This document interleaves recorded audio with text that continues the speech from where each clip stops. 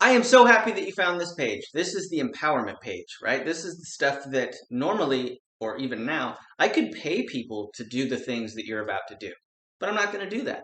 So, in order to make that work and show that it's possible, we needed instead to develop tools for you to do the thing that normally I would need to get other people's money so that I could do it.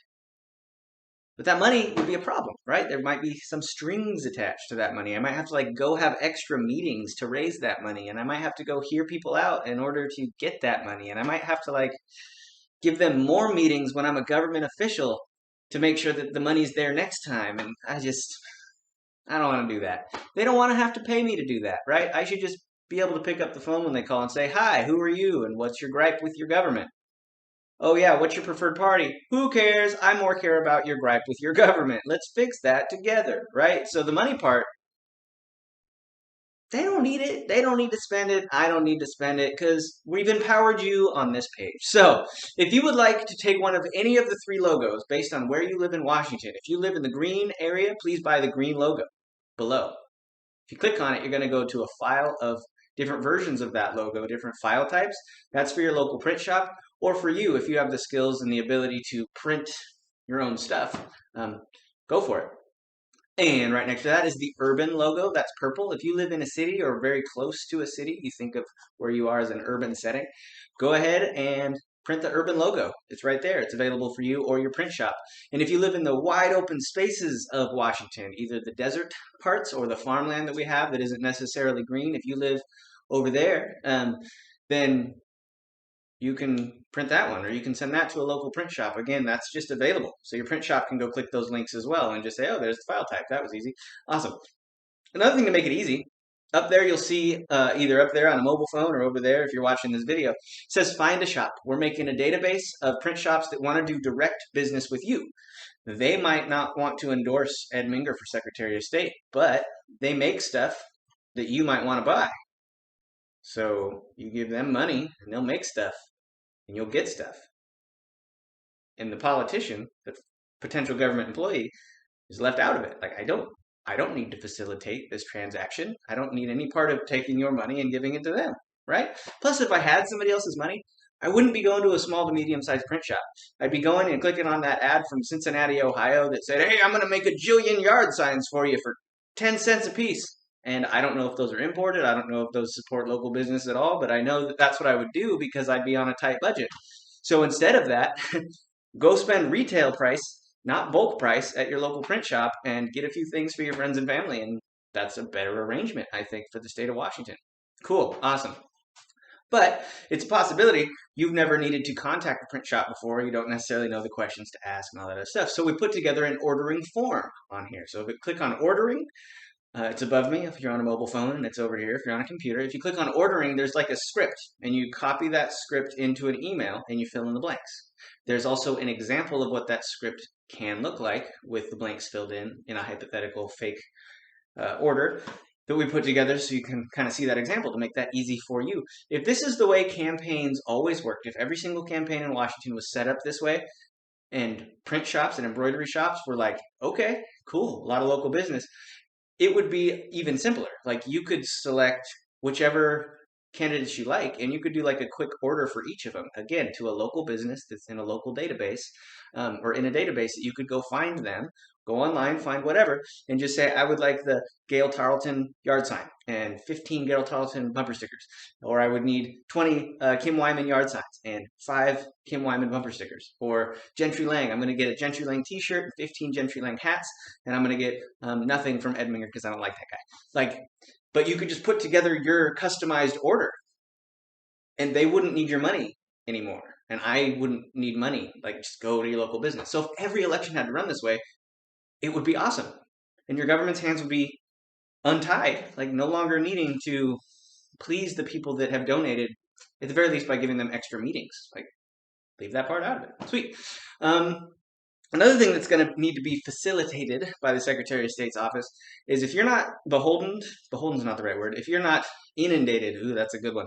If you're not hearing nonstop advertising on the radio or television or opening up newspapers and seeing that so-and-so raised $20,000 this week, they must be legit. If all of a sudden that news or that news, if that news and those ads go away, you have to do your own research. And the Secretary of State's office has to make it easy for you. So we have the voters pamphlet that comes out around election season, but we should pair that with other resources, ways for you to do your research. So if you go to research up there or on the side of me, there is something called a jigsaw, and we're going to divide the work 4 ways in this race for Secretary of State, just to give you an example. So you're going to see all 4 people running for Secretary of State with the exact same online resources for each one, and you can go click on those and do research, but you don't need to research all 4 of them. It's an old teacher trick.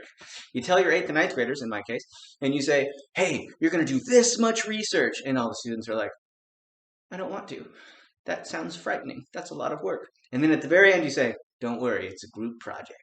And they say, oh, can I be in so-and-so's group? They're going to do all the work. No, it's not like that. You do your own work in here. Okay, great. So you're going to split that work 4 ways. It's going to be, you're going to pick one, you're going to pick 3 friends, and you're all going to research a candidate. And you're going to split the pros, cons, and questions you have about each one. Then you're going to talk about it. And if that's how every single race in Washington existed, and we had that resource for every single person in Washington to go do their own research with the exact same source material, it would empower you not to rely on 30-second advertisements for information, but to go figure stuff out. But it also makes it easier. The jigsaw method makes it easier. Cool, so check that out. Under reach out, do you know how many emails I've received? People asking, companies asking for a fee to then become a call center. Like they don't know me, but they will call on my behalf from a list, an updated list of voters, and they'll say, have you considered voting Ed Minger, who we don't necessarily know or endorse for? That's ridiculous. It's ridiculous. They'll send texts. If I pay them, they will text voters. You just get a random text. Hey, you voted independent last time, or you're a leaning centrist Democrat or Republican. Like they have these lists and they'll text people, and I could pay for that service. I'm not going to do that. I should earn that. What was the other one? Calls, texts. That's it. So if you go over to reach out, or up to reach out, depending on what your device is, you are going to be given a script. Try to keep it light, right? So talking about politics, talking about government with friends, family, and folks throughout Washington is sort of a touchy subject because we have a diverse state, but also most people can't stomach a conversation about politics and government because it's gotten so toxic. And so that's really the heart of why I want to change election rules too. It's like it doesn't need to be toxic. It can be collaborative. It can be a situation where no matter who gets elected or what party they prefer or whatever, like if we just trust that they're good people that are going to work together to solve all of our problems to the best of their ability, it doesn't need to be toxic. So, in future elections, if I'm elected, we would hopefully be moving to where this arrangement, where you and your folks and your friends talk about politics and you're just like, yeah, this person's got this good quality and this person has this good quality, but this person has this bad quality, but they still have this good quality. Like, that's the way it could be. Okay, great. So I'm trying to empower you to make it that way. So if you go to reach out, it's a little script on if you're going to call somebody, what you might tell them. If you're going to text somebody, what you might tell them. If you're going to post to social media, what you might post. And we really do have to. I feel like we're going to have to here. We got like a month and a half. We're going to have to flood our friends with information. Go look at this race. Because we're going to change the fundamental piece. The people are empowered to run the government. That's what we are, but we aren't using 21st century tools to empower ourselves. We're using outdated pay for access tools, and we're using pick one preference voting when we should really choose who we approve of. We're doing all these things that are outdated, and to change all of them, not suddenly like, my ideas are the best, right? This is going to be collaborative. Like, I'm going to get elected. There's going to be people that already work there that know how the system works currently, and I'm going to learn from them. And then we're going to slowly move in this direction towards making your elections for your government officials, your elections for your government officials. It's going to be empowering, and it's going to lead to them representing us.